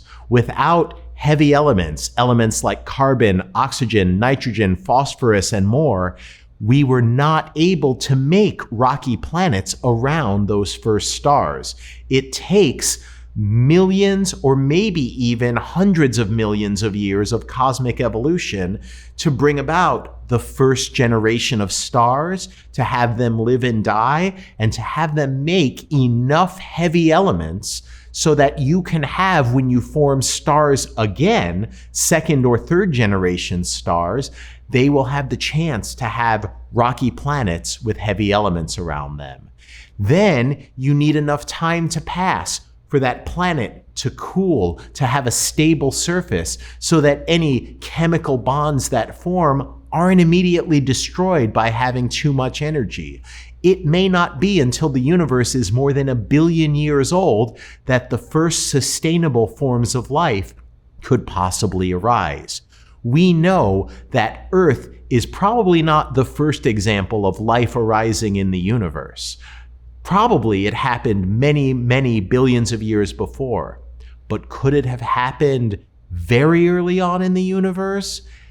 Chances are at least several 100 million years and maybe even a few billion years were required for all those key ingredients to finally be put in place. How are supermassive black holes formed? At the center of almost every massive galaxy that we know of today lies a black hole. Not a puny stellar mass black hole that formed from the death of a star a little bit more massive than the sun, but a supermassive one. At the Milky Way, we have a black hole that's 4 million times the mass of our sun. In many galaxies, there are black holes billions or tens of billion times as massive as our sun. How did the universe get these black holes? Did black holes form and grow up with galaxies, or did the black holes form first and did the galaxies form around them? We are getting hints from our leading observatories, including the James Webb Space Telescope, that these supermassive black holes may have been in place long before the galaxies that we associate them with were ever created. We have now observed supermassive black holes from very early on in the universe, even when the universe was just a few 100 million years old, that are already millions or even a billion solar masses in size. We see today that the most massive black holes are maybe about 0.1% as massive as the stars in their galaxy. But when we look to earlier and earlier times, we find black holes that are maybe 1%, 10%, or even 100% as massive as all the stars in their galaxies combined. We now think these black holes could not have formed from the stars and the corpses of stars that lived and died already, but instead were formed from a process known as direct collapse, where huge clouds or streams of gas collided and collapsed to make seed black holes that may have been tens of thousands of times as massive as a star like the sun. They then grow initially faster than any of the stellar mass components of a galaxy grow. These overmassive black holes, a new discovery in the era of JWST, are changing what we thought of as the origin stories for the most massive single objects in the universe, supermassive black holes. When will the last star die? Right now, our universe is full of stars of all different masses and all different varieties. It's a little strange to think about it, but the stars that live the longest are actually the lowest in mass, the ones with the least amount of fuel in it. Why? Because the smaller in mass a star is, the slower it burns through its nuclear fuel. Our sun will live for about 10 to 12 billion years.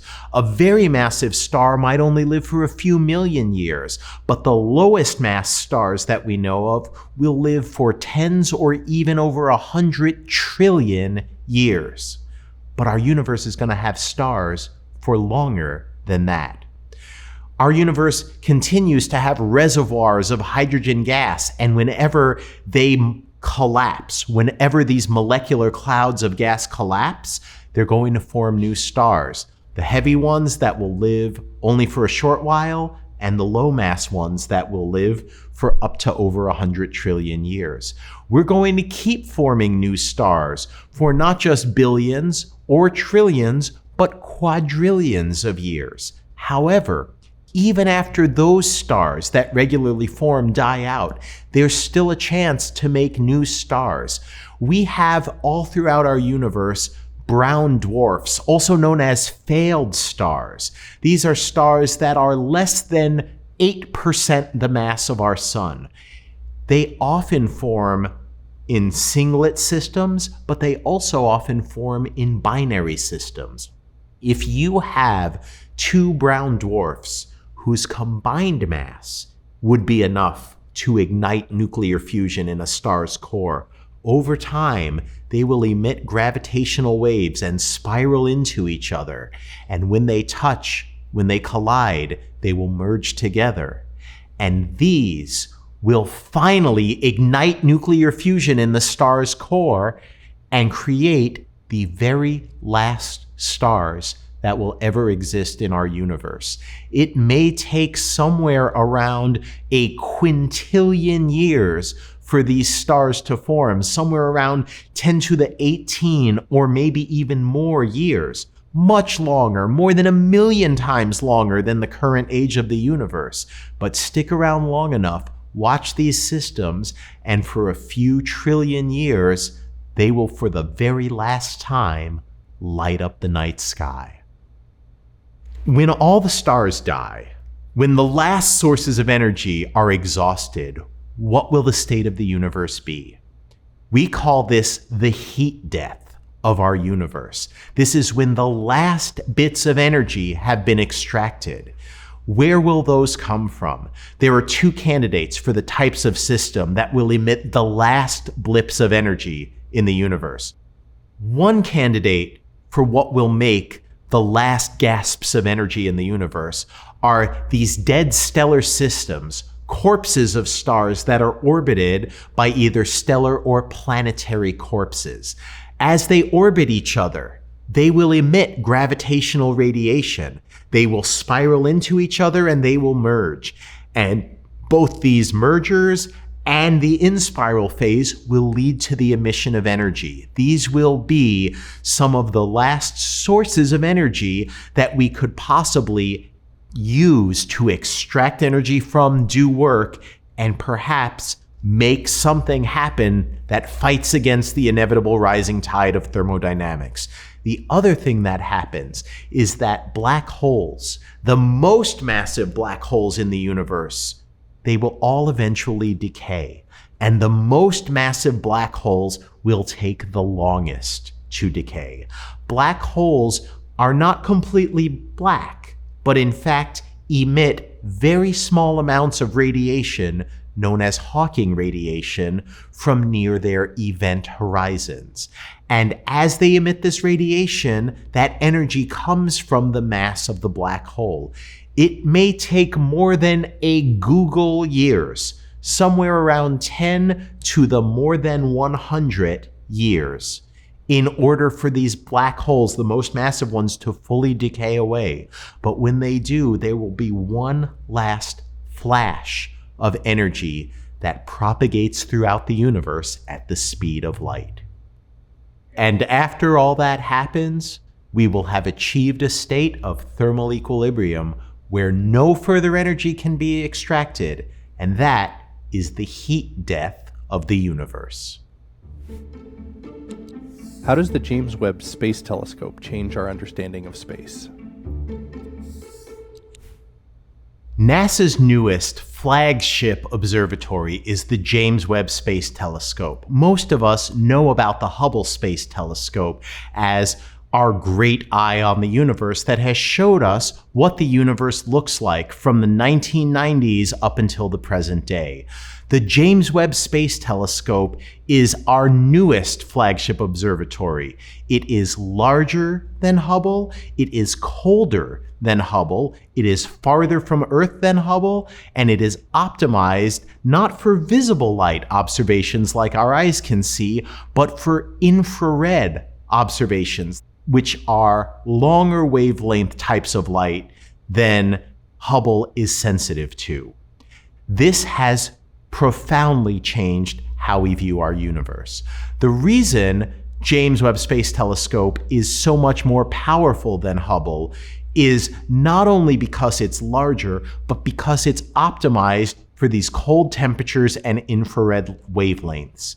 It has a state-of-the-art new technology known as a sun shield, which is a 5-layer passive cooling system that always faces the sun and keeps all of the observatory's instruments and optics shielded. The hot side of the sun shield is always extremely hot. You would get the worst sunburn on that side of the sun shield. But the cold side is cold enough to freeze liquid nitrogen. The cold side is only about 40 degrees above absolute zero. It is outfitted with a special state-of-the-art cryocooler that keeps its mid-infrared instrument even colder than that. These long wavelengths of light enable scientists looking with the James Webb Space Telescope to see things that are colder at longer wavelengths and that radiate light that Hubble is not sensitive to. Where Hubble has all of this thermal noise, James Webb Space Telescope is pristine and can see things that are not only colder than what Hubble can see, it can see things that are farther. Because as light travels through the universe and the expansion of the universe stretches that light to longer and longer wavelengths, Hubble runs into its limits and can't see the most distant objects of all. James Webb still keeps going and has shown us the most distant objects we've ever seen in the history of science. So we started with one ultra-distant galaxy that Hubble found named GN-Z11. That was, from Hubble, the most distant galaxy in the universe. Today, GN-Z11 is not even in the top 10 of most distant galaxies in the universe. All of the most distant galaxies have been discovered and measured by the James Webb Space Telescope, by JWST. It holds all 10 of the top 10 spots for most distant galaxy ever. It has found the most distant cluster of protogalaxies ever, and it has shown us the universe past the limits of what Hubble can detect. The most distant cluster of galaxies shouldn't form until a few billion years after the Big Bang, but JWST has discovered a protocluster, or a young, still forming cluster of galaxies just 650 million years after the Big Bang. It's one of the earliest discoveries, and it happened earlier than we even knew it was possible to happen. It also found not just black holes of the supermassive varieties at the center of galaxies, but it found what we call overmassive black holes that are far more massive than you would expect from the paltry masses of the galaxies that house them. We've even found one galaxy whose black hole may be more massive than all of the stars within it combined. This is changing our picture for how we think galaxies and black holes grow up and evolve together, suggesting that perhaps black holes may even form before the stars in a galaxy do. The James Webb Space Telescope is also optimized to show us how planets form around nearby stars. We did not know whether all solar systems were like ours, with inner planets, an asteroid belt, intermediate planets, and a Kuiper belt beyond it, or whether they were different. When looking at the star Fomalhaut, JWST found that we are not necessarily typical of planetary systems, because in addition to an inner disk with an asteroid belt and an outer Kuiper belt with gaps representing planets in between them, it also found a surprising intermediate belt, something that no one had expected. And now it raises the possibility that perhaps planetary systems are richer and more diverse, not even than we had imagined, but than we knew what to imagine. It's possible that there are many more possibilities for forming belts, planets, and gaps in disks than we ever knew. We had a big problem when we first started seeing galaxies with JWST. They looked brighter and more abundant than we expected. Was this a problem for our theories of the universe and how it formed and grew up and what it was made out of? Or was this a learning opportunity to teach us something about how the universe grew up that's consistent with our best cosmic theories? It turned out that there were three reasons, all combined, that led JWST to find these galaxies. One is that JWST was cleaner than any observatory we had built before it, and cleaner than we were expecting. So it was producing objects that appeared brighter because there was less dirt on the instruments interfering with the light. The second reason has to do with the simulations we ran. It turned out that you need high-resolution simulations in order to find the rarest, most overdense regions, which is what leads to the first stars and galaxies altogether. And the third aspect of this was star formation is not something that happens continuously and steadily, but rather it happens in bursts. And when you see a burst of star formation happening, it makes a brighter light than when you have slow, steady star formation within galaxies. Those three factors combined, that JWST is cleaner than we thought, that JWST is revealing where the densest regions of matter are forming stars the most quickly, and that it is revealing the sites of ongoing bursts right now of star formation, all combine to lead us to believe that in fact we understand the universe correctly, and the reason things look so bright and numerous is because of these three factors all put together. One of the things people were wondering is, if what JWST sees, if this does not align with what we expected to see, does that mean that our understanding of the universe is incomplete or incorrect? Or does it just mean there are some small caveats and nuances that we need to better understand? When we first saw the huge abundance of bright early galaxies, many wondered, oh my goodness, has JWST broken the universe? And the answer now appears to be no. Our standard cosmological model has proven to be very robust and very hard to break. And it turns out that there are just a few small nuances and caveats that, if we include them, bring the full suite of JWST observations in line with what we expected. There's still much, much more to learn.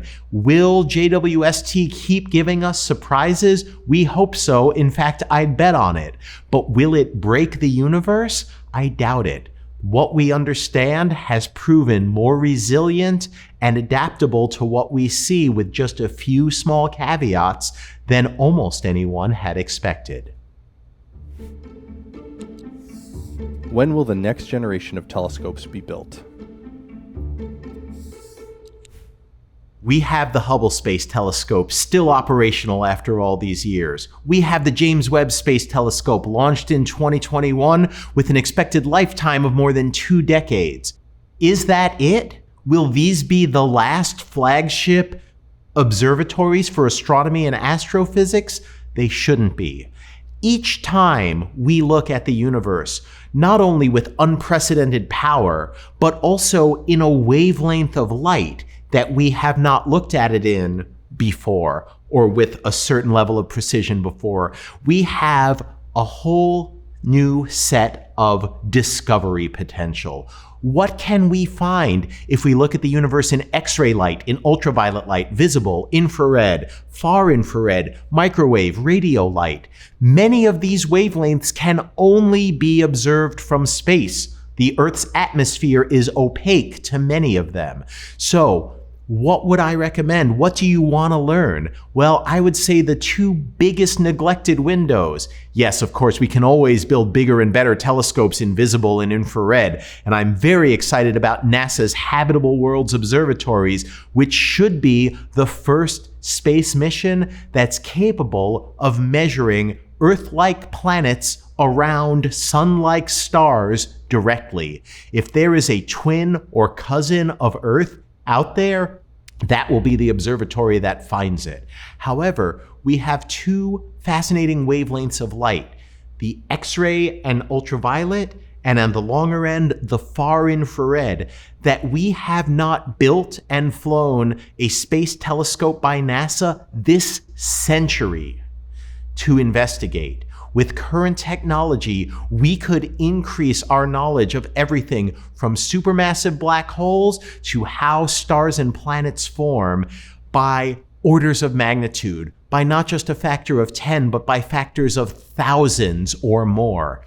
If we are truly serious about uncovering the mysteries of the universe, that's exactly what we should be investigating in order to bring our scientific dreams to fruition. Want to support the channel? Join the Big Think members community where you get access to videos early, ad-free.